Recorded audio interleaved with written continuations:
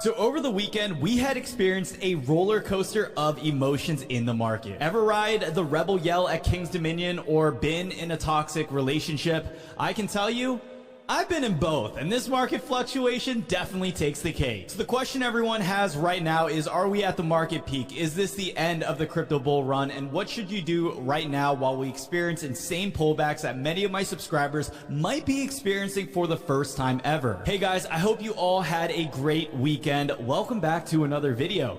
So I'm not going to sugarcoat things. The crypto pullback that we've experienced was very scary and dropped more than what most analysts predicted.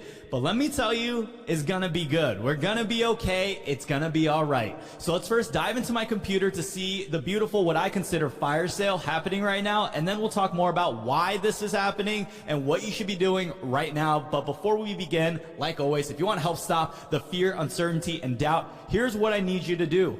Drop a like on this video so YouTube pushes this out to people who are going to regrettably paper hands their entire crypto portfolio. Subscribe to this channel if you're watching this so you don't miss out on any uploads, and a large majority of my viewers are still not subscribed. So if you have an account with YouTube, go ahead and make sure you do that so you don't miss out on any new updates. And one more thing, guys, I'm not a financial advisor, so make sure you also do your own research before conducting any trades. Now, we got that all out the way, right? All right, let's go into the computer now. Whoosh. Just hit my light stand. All right, guys, so we are inside of my computer right now, and we are on CoinMarketCap, and ooh, let me tell you, it definitely don't look good today. The market cap is at $2 trillion, or a 9.24% decrease over the last day. We're seeing an increase in volume, up almost 40%. This is because of all the selling that we're seeing, a mixture of large institutions, something I'll talk about later in this video, a mixture of a lot of limits set that are getting triggered right now with the excess support levels being broken. And on top of that, something we need to discuss is Bitcoin's dominance.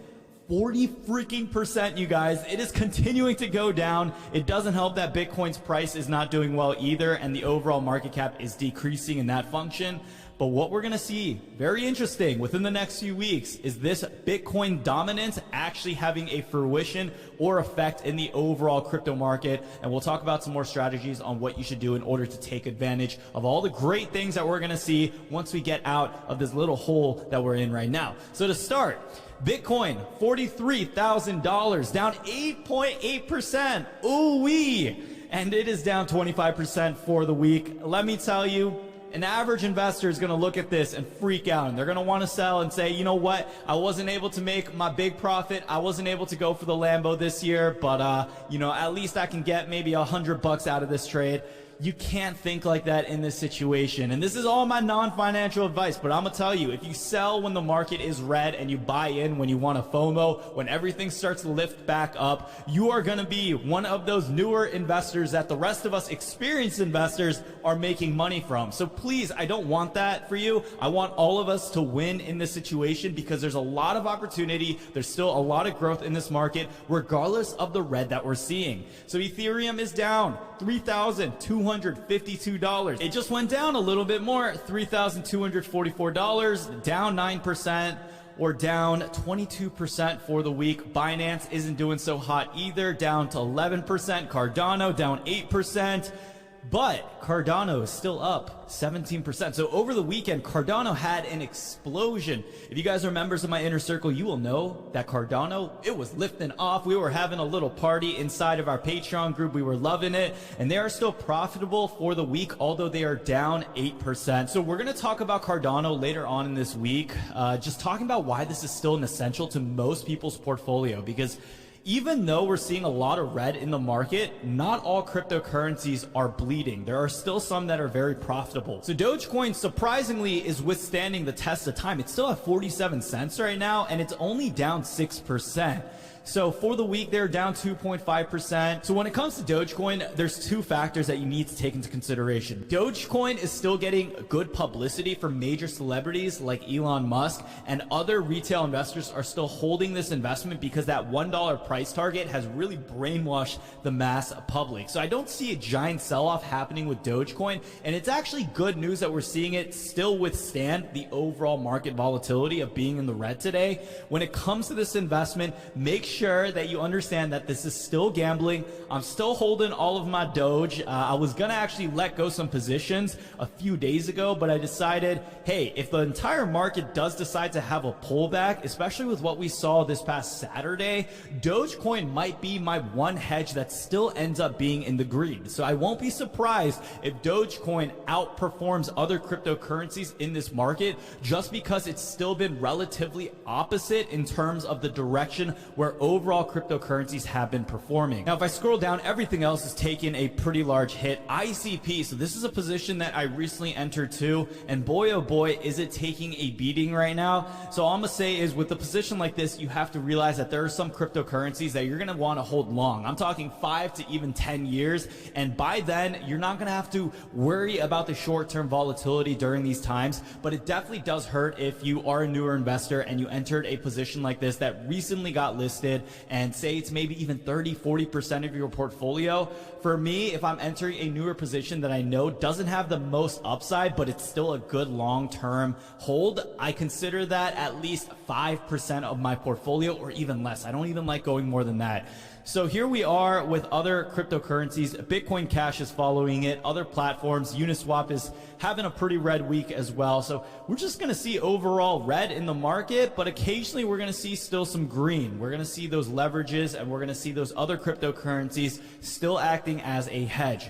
So Polygon, Matic, man, it's been crushing it. Even today, they are still green 2.45%. And Solana, another crypto here listed on the exchange, they're up 10% today, or up 18% for the week. So although it's a lot of red, I'm telling you, you're still going to find a few gems that are able to stand pretty much the chaos that we're seeing surrounded all together in the market. We're going to go into the 24% increases. CeeLo is #1 today, outperforming most cryptocurrencies. AVE is at 5.93%, like I mentioned, Solana, and then we have Theta here as well, which we've talked about previously in a video as well. So Polygon, I got my eyes on this one still, you guys. It's been on my watch list for a very, very long time, and I'm just hearing good things. The more I research into this project, the more confident I get into it. So out of all the cryptocurrencies that I'm seeing right now, Polygon is definitely one that I recommend you guys to consider. All right, so the market is looking red, but let's cover some of the reasons why it is acting this way.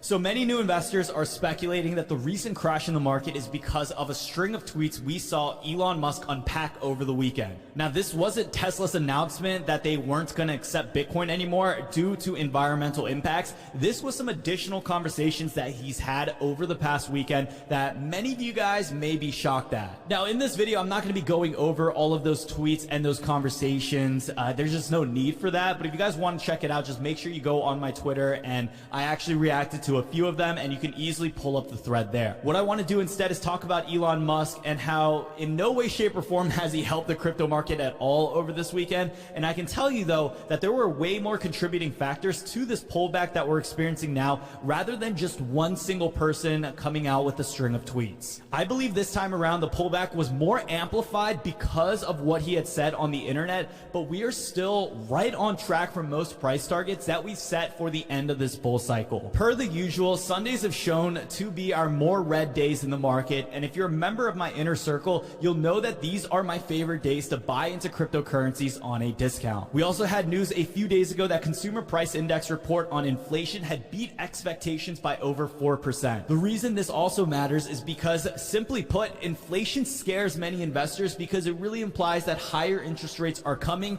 and some of you may know how the stock market reacted the most recent time we had heard the same news. If we know money in the future will be worth less, for some reason, people tend to act more irrational and pull money out of the markets instead of investing in it to fight it instead. I believe today being the due date for taxes also adds more fuel to the flame, not necessarily because millions of retail investors want to load money back into their checking account, but because large corporations and institutions also need to pay up to Uncle Sam.